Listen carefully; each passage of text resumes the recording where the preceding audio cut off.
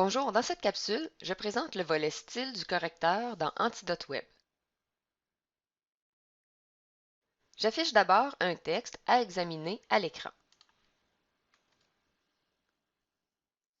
J'attire ici votre attention sur les pastilles bleues qui apparaissent à gauche vis-à-vis le volet style. Le total est donc de 13 et elles sont réparties selon différentes catégories, soit répétition, tournure, vocabulaire, lisibilité, inclusivité. Vous remarquez toujours dans la colonne de gauche qu'Antidote a considéré qu'il y avait également des erreurs sur le plan de la langue. Vous allez voir que ce sont des erreurs que nous allons corriger via le volet Style et la correction se fera automatiquement de part et d'autre.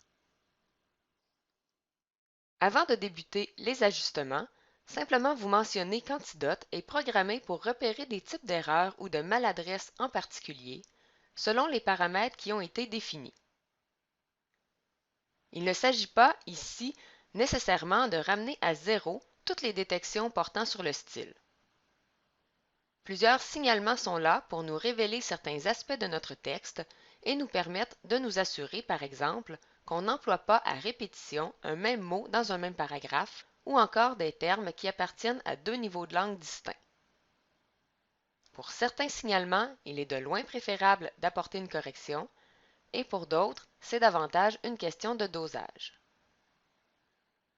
Assurez-vous donc aussi d'utiliser votre propre jugement pour ajuster votre texte selon vos besoins et les consignes qui vous ont été données dans le cas d'un travail scolaire.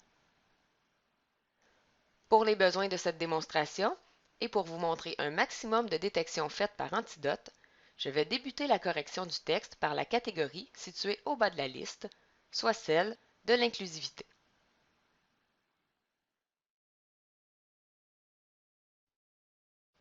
Le filtre Inclusivité repère dans une rédaction les termes employés qui font référence exclusivement au genre masculin ou au genre féminin, comme c'est le cas ici pour le mot étudiant. Antidote détecte et signale ces mots afin qu'on puisse vérifier s'il serait possible de recourir à un autre terme qui soit plus neutre et qui inclut les deux genres. Et Antidote peut nous faire des propositions en ce sens. Si je sélectionne le mot étudiant, le terme élève ou l'expression communauté étudiante m'est proposé. À noter que lorsqu'on n'est pas certain de la suggestion qui nous est faite, à savoir si elle s'applique bien au contexte de la phrase, on peut par exemple aller vérifier la définition du mot dans le dictionnaire. Ici, dans ce texte, je sais qu'élève convient très bien. Je peux donc éditer mon texte sans problème en remplaçant le mot.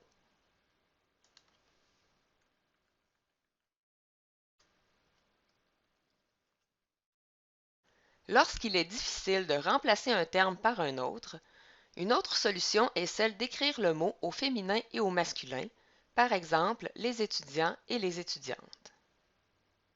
Évidemment, il faut garder en tête que parfois, cela peut alourdir le texte si on recourt à répétition à ce procédé, mais c'est une solution qu'on peut envisager lorsqu'on n'a pas d'autres alternatives ou lorsqu'on écrit un texte qui nécessite ou même qui exige ce type de rédaction particulier. Dans tous les cas, il faut déterminer ce qui est préférable dans le cadre du texte que l'on produit. Passons maintenant au filtre de lisibilité.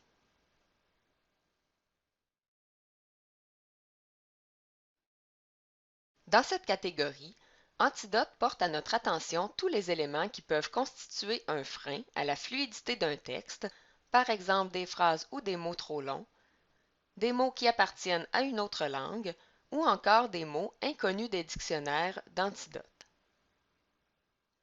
Dans ce paragraphe, il y a 4 signalements, dont le terme etc., qui est ici mal abrégé et qu'Antidote ne reconnaît pas. Dans ce cas, je n'aurai donc pas de proposition. Par contre, si je clique sur le mot, puis sur l'icône du dictionnaire, il peut arriver qu'Antidote m'amène au mot qui semble le plus proche graphiquement, ce qui est le cas ici. Je peux donc apporter ma correction plus facilement. Autrement, on peut essayer de chercher notre mot directement dans le dictionnaire et Antidote va nous faire des propositions qui ressemblent aux mots que l'on a écrits. Aussi, en matière de lisibilité, Antidote me signale une phrase trop longue qui contient 41 mots, comme l'indique le chiffre en bleu. Il est préférable, lorsque vous rédigez un texte, d'éviter le plus possible les phrases très longues qui peuvent souvent contenir des erreurs sur le plan de la syntaxe ou rendre le propos confus. C'est une bonne idée de retravailler ce genre de phrases et on peut faire cela de plusieurs façons, par exemple en retirant des segments superflus s'il y en a, en faisant deux phrases distinctes ou encore en ajoutant un point-virgule ou un deux points si cela s'applique. Ici, comme j'ai deux idées dans une même phrase, je peux la séparer en deux assez facilement.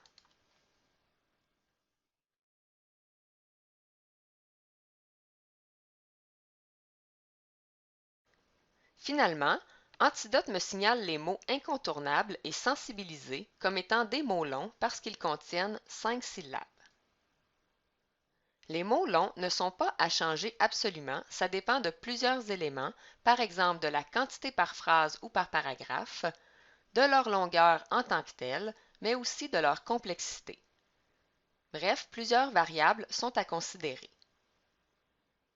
À noter que pour ces signalements, il est possible de consulter les propositions faites par Antidote en cliquant sur le mot. Si je trouve qu'un des termes proposés convient bien au contexte de ma phrase, je peux décider de remplacer le mot, ce que je pourrais faire ici. Je répète ensuite l'opération pour le second mot signalé par Antidote. En revanche, si je trouve par exemple que les propositions ne conviennent pas tout à fait au contexte de ma phrase, ou qu'il existe très peu de synonymes, je peux décider de conserver mon premier choix, d'autant plus que le terme sensibiliser est bien employé, ici dans le sens courant du terme, comme en témoignent les exemples que je peux consulter dans le dictionnaire des définitions.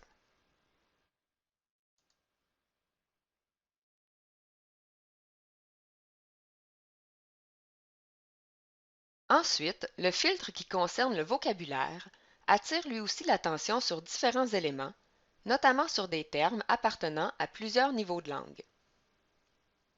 Puisque les paramètres qui signalent la détection des mots appartenant au niveau de langue familier et soutenu sont activés, l'adverbe pratiquement est mis en évidence.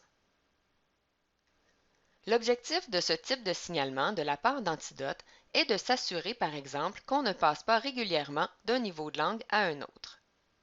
L'idée est d'avoir un texte le plus uniforme possible sur ce plan. Ici, en consultant les synonymes, je constate que j'ai un large éventail de choix. Je pourrais donc choisir de remplacer le terme signalé. Antidote va aussi nous indiquer, dans vocabulaire, des éléments qui constituent des erreurs sur le plan de la formulation, par exemple des pléonasmes. Pour ce type d'erreur, Antidote fournit une explication et fait une recommandation. Il est donc facile d'éditer le texte.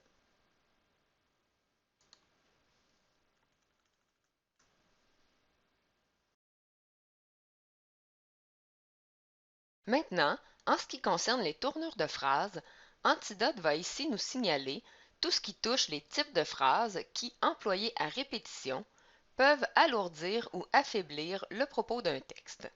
Et c'est notamment le cas pour les phrases impersonnelles, pour les phrases négatives ou encore les phrases passives. Ici, ça dépend beaucoup de l'effet qu'on veut produire dans notre texte. Par exemple, si on produit une critique négative d'une œuvre, c'est normal d'avoir plusieurs phrases négatives et les enlever ne serait pas approprié.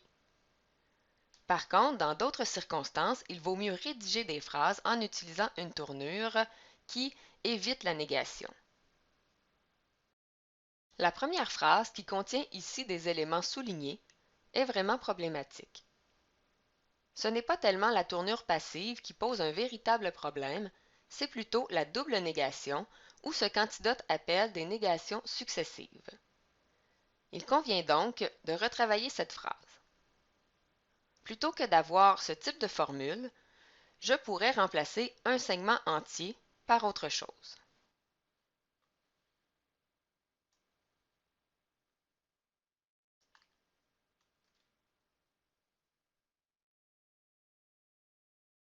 De cette façon, ma phrase est beaucoup mieux construite. Puis, toujours en matière de tournure de phrase, les phrases impersonnelles, lorsqu'il y en a trop, peuvent ternir le texte. Elles sont donc à utiliser avec modération.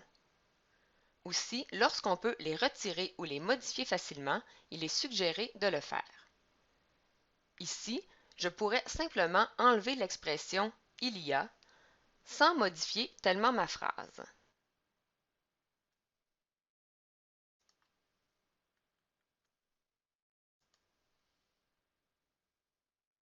Ce n'est pas toujours possible de procéder ainsi, mais l'idéal est de tenter de reformuler votre phrase lorsque vous constatez que vous employez trop souvent des expressions associées à des tournures impersonnelles.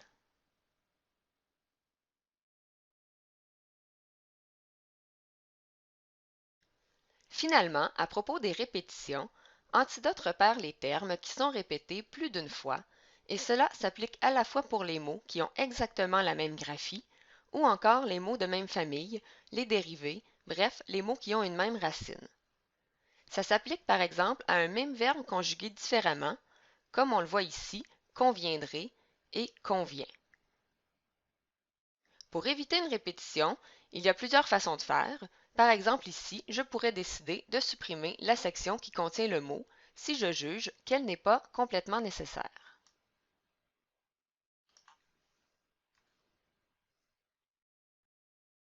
Ensuite, il y a le mot texte qui revient à 2 reprises. Je vais donc premièrement consulter les synonymes pour voir si je peux remplacer l'un de ces mots par un autre.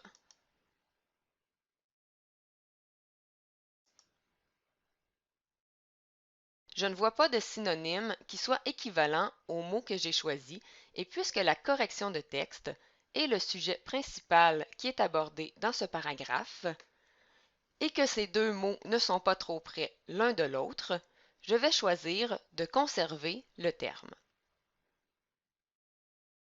Finalement, on a le mot importance qui revient dans ce cas 2 fois dans la même phrase et il serait bien ici d'en remplacer un, soit en consultant les synonymes, comme on l'a fait précédemment pour d'autres expressions qu'on a voulu remplacer, soit en éditant directement le texte. Voilà qui complète ce tour d'horizon à propos du volet portant sur le style dans Antidote Web. Bien sûr, tous les types de détection n'ont pas été affichés à l'écran. Vous en découvrirez d'autres lorsque vous procéderez à la correction de vos textes. Aussi, pour vous aider à bien comprendre tous les signalements qui vous sont faits et à prendre des décisions éclairées, vous pouvez consulter le guide portant sur le style qui détaille tous les éléments associés aux corrections que vous pourriez être amené à effectuer.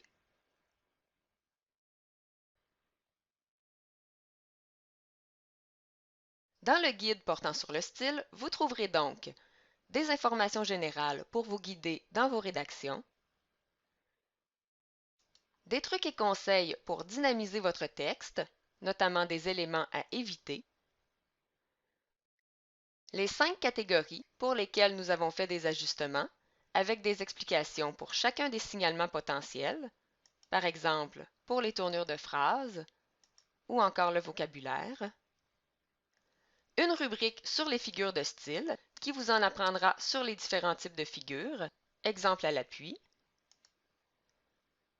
une rubrique sur l'enchaînement logique des idées, ce qui inclut l'intégration de citations et d'incises, et finalement, toujours dans cette même rubrique, vous pouvez consulter une section consacrée aux mots charnières, aussi appelés marqueurs, des mots qui permettent d'assurer la cohérence d'un texte.